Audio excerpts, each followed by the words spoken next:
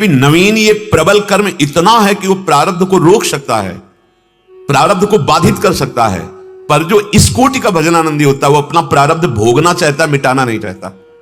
क्योंकि ब्रह्मास्त्र का प्रयोग मच्छर मारने के लिए नहीं होता, नहीं, ब्रह्मास्त्र का विस्मरण हो जाएगा। उसकी एक मर्यादा है कि वो दैवी शक्ति संपन्न या महामाया शक्ति संपन्न होना चाहिए जिस पर ब्रह्मास्त्र का संधान हो। अगर साधारण पर कर दिया गया तो ब्रह्मास्त्र लोप हो जाएगा, उसकी स्मृति, उसकी सामर्थ्य।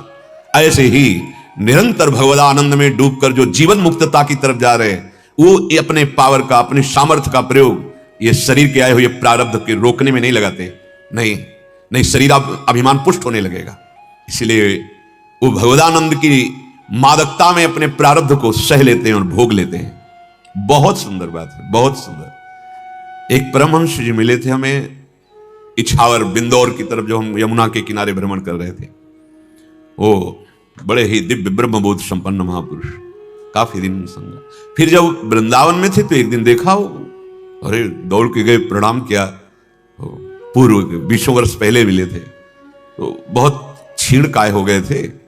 हमका महाराज जी कुछ मिनट रुकिए, हमका अभी हम आपके लिए कुछ लाते। दौड़ के गए, मठा और गुड़ ये मिला तो लाए। वो परिक्रमा मार्ग में बड़े ही वैराग्य मूर्ति, तो उन्होंने कहा कि ये गुड़ नहीं पाएंगे, हमें शुगर हो गई। कहा आश्चर्य महाराज जी, हम तो आपके साथ चल 60 किलोमीटर ब्रह्माकार वृत्ति चले जाए, हमारे थक जाते तो विनय करते थे, महाराज जी थोड़ा तो रुक जाइए। हाँ, बैठ गए। हम लोग कहते 2-4 किलोमीटर चले शुगर आपको तो उन्होंने कहा प्रबल प्रारब्ध को रोका नहीं जाता, भोगा जाता है।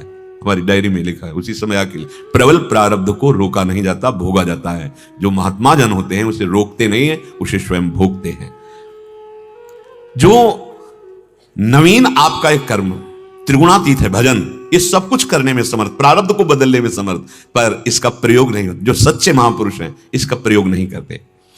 प्रारब्ध को कुछ काल के लिए रोकना हो सकता है कि अभी मैं स्वीकार नहीं करता, हाँ आपको समय दे दूंगा, अभी नहीं, अभी हमारी परिपक्व अवस्था नहीं, प्रारब्ध रुक जाएगा। ये उनकी बात हो रही जो अखंड तैल धारावत भजन में, जैसे एक प्रसंग में कई बार सुनाया है, पूज्य श्रीधर बाबा ने सुनाया था जब उनके चरण चाप रहे थे, तो ये जब प्रकाशित हुआ था उनसे, तब उन्होंने वो ये देखो महात्मा जन कितने भी समर्थ हो, भोगना तो पड़ता है। बोले एक राधा कुंड में संत जी थे, वो अपना नियम से भजन करते, पूरे राधा कुंड में सोहनी सेवा करते। जन हुए, महाजन हुए हैं, उनकी बातें देखो।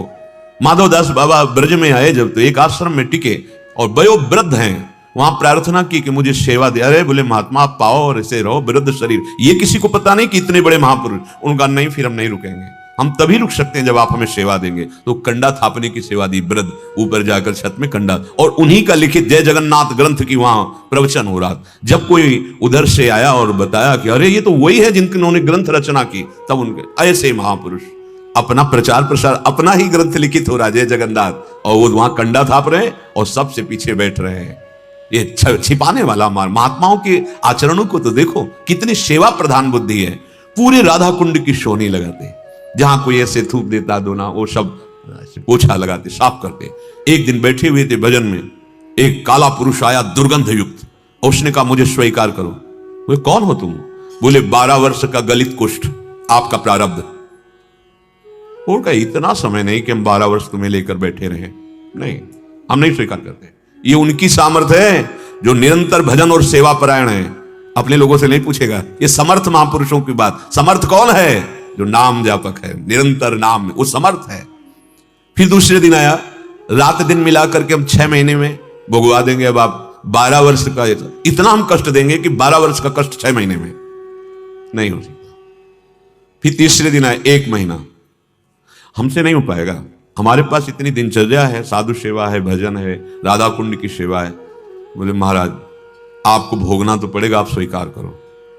तो उन्होंने कहा 24 घंटे। तो कहा 12 साल का कष्ट 24 घंटे में तुम्हें भुगवाएंगे, पर कोई औषधि नहीं, कोई सेवक नहीं।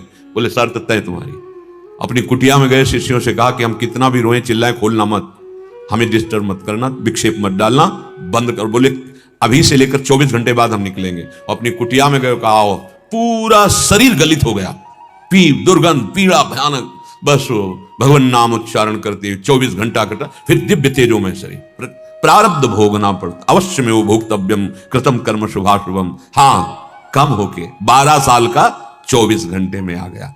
बहुत बड़ा प्रारब्ध छोटे में आ जाएगा, पर भोगना पड़ेगा। यहां कह रहे हैं प्रारब्ध को कुछ काल के लिए रोका जा सकता है या कम किया जा सकता है। कौन?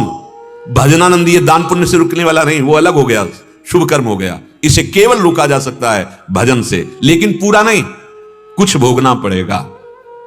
इसलिए कोई ऐसा प्रबल प्रारब्ध आ जाए जो तुम्हें भगवान से विमुख कर दे, उसके पहले ऐसी स्थिति बना लो कि प्रारब्ध शरीर भोग रहा है और मन परमानंद स्वरूप लाडली लाल में लगा हुआ है। प्रार्थना मान लीजिए, मनमानी आचरण ये कहीं भी सुख नहीं प्रदान करेंगे। ये मन का कार्य है केवल भटकाना। इसको सह जाओ तो भगवत प्राप्त हो जाओगे। इसके सहने से ही परम सुख की अनुभूति होती है।